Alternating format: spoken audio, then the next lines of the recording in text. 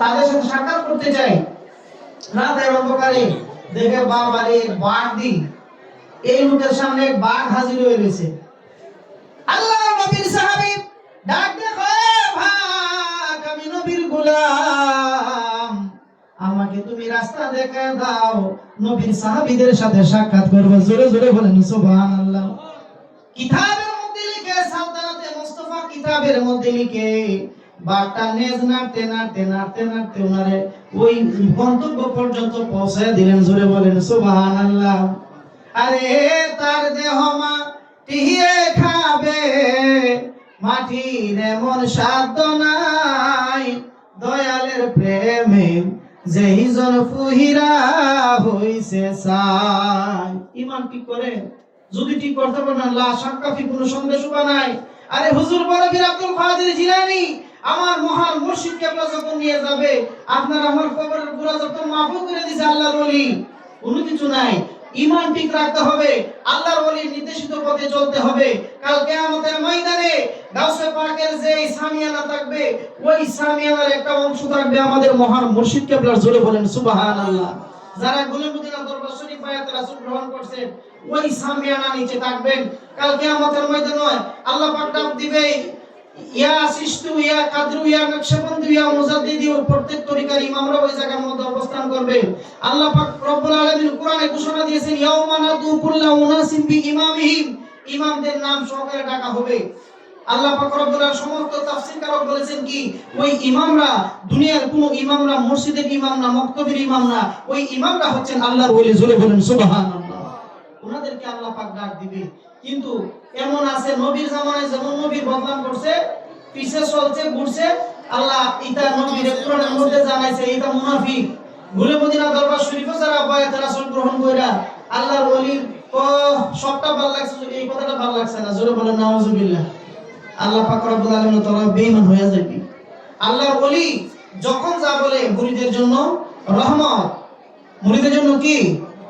গাউসুল আজম দয়াল বাশার নায়েবে রাসূল, গুল মদিনার ফুল তুমি গুল মদিনার মোল, তোমার মাঝে পাই যে মোরা মওলা আলীর কুল, তোমার মাঝে পাই যে মোরা মওলা আলীর কুল, নারে হায়দারি বলে হইয়া সমশগুল, হায়দারিতে হাসান হুসেন ফাতেমা বতুল, গাউসুল আজম দয়াল বাশার নায়েবে রাসূল, গুল মদিনার ফুল তুমি গুল মদিনার মোল, গুল মদিনার ফুল তুমি গুল মদিনার মোল। আল্লাহ দেখার আয়না তুমি, নবী দেখার মূল, ওগো বাগদাদেরই ফুল, ইমামুল আউলিয়া তুমি বাদশা দুনুকুল, ইমামুল আউলিয়া তুমি বাদশা দুনুকুল, গাউসুল আজম দয়াল বাশার নায়েবে রাসূল, গুল মদিনার ফুল তুমি গুল মদিনার মোল, গুল মদিনার ফুল তুমি গুল মদিনার মোল। জোরে বলেন সুবহানাল্লাহ। আল্লাহর ওলি আপনাকে সাহায্য করতে পারে। আল্লাহর ওলির হাতে যারা বায়াত রাসূল গ্রহণ করেছেন, আমার আল্লাহ বলে কাল কিয়ামতের ময়দানে ওলির সাথে তোমাদেরকে উঠানো হবে। আসহাবে কাহাফের ঘটনা, আসহাবে কাহাফের কিতমির আল্লাহর ওলির সঙ্গ ধারণ করার কারণে ওই কিতমির কুকুরটা জান্নাতি হয়ে যাবে। তারে ওয়াক্ত নামাজ নাই, রোজা নাই, হজ নাই, যাকাত নাই, ওযু নাই, গোসল নাই। কুকুরের মধ্যে তিনটা খাসিয়ত আছে। কুকুর যদি ভিজা শরীরে আপনার শরীরে বাড়ি দেয় না পাক, আপনার কাপড় পরিষ্কার করে আবার পুনরায় ধুইতে হবে। কুকুর রাত্রে বেলা ঘুমায় না, ফেরেশতাদের হাত লাগছে, ফেরেশতাদের কোনো ঘুম নাই, ফেরেশতাদের কোনো খাবার নাই, আল্লাহ পাকের ইচ্ছায় সদা সর্বদা হুকুম পালনে ব্যস্ত আছে। কুকুর হচ্ছে হারাম, ওই শয়তানের তুতু পড়ছে, এই জন্য কুকুর।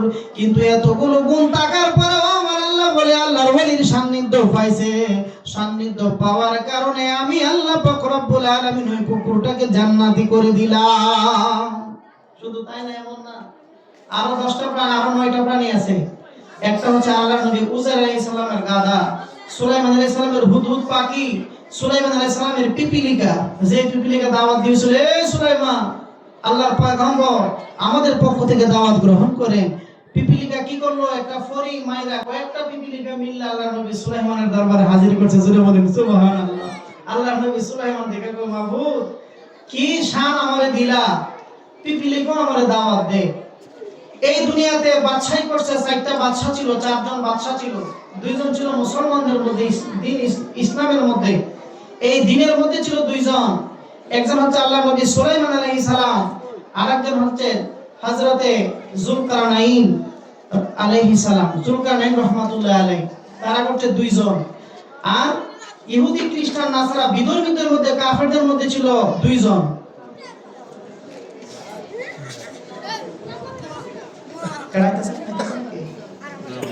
আল্লাহুম্মা সাল্লি সাইয়্যিদিনা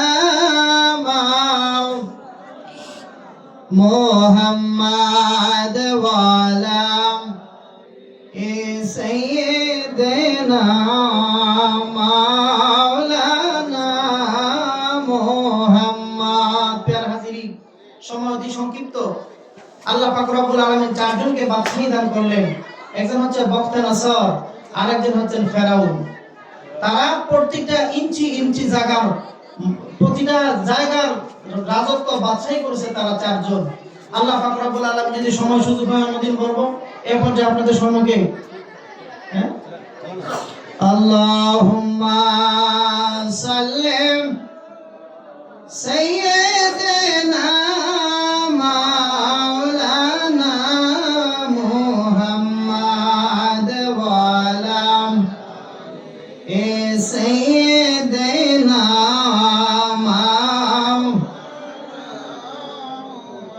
জীবন আমার ধন্য হলো, জীবন আমার ধন্য হলো, তুমি আমার কেবলা জান, দয়া করে চরণ করো দান, দয়াল বাসার চান, দয়া করে চরণ করো দান, দয়াল বাসার চান, দয়া করে চরণ করো।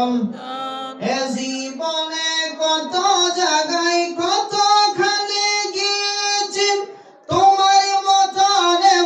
মুর্শিদ কোথাও না পেয়েছি, দয়ার নজর দিও আমায়, দয়ার নজর দিও আমায়, তুমি আমার কেবলা জান, দয়া করে চরণ করো দান, দয়াল বাসার চান, দয়া করে চরণ করো দান। মুনাজাতে কাঁদো তুমি মুরিদি মুরিদি করি, চোখের জলে ভেসে যাই গো মুরিদের লাগিয়া, তোমায় দেখলে নবী দেখার, তোমায় দেখলে নবী দেখার, সাত মুদের মিটে যায়, দয়া করে চরণ করো দান, দয়াল বাসার চান, দয়া করে চরণ করো দান। আমাদের গুনাহ বেশি,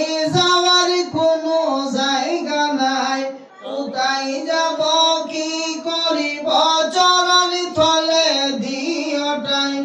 আমি অপমান হইলে, আমি অপমান হইলে, থাকবে কি তোমার সম্মান, দয়া করে চরণ করো দান, দয়াল বাসার চান, দয়া করে চরণ করো দান। জীবন আমার ধন্য হলো, জীবন আমার ধন্য হলো, তুমি আমার কেবলা জান, দয়া করে চরণ করো দান, দয়াল বাসার চান, দয়া করে চরণ করো দান। জোরে বলেন মারহাবা।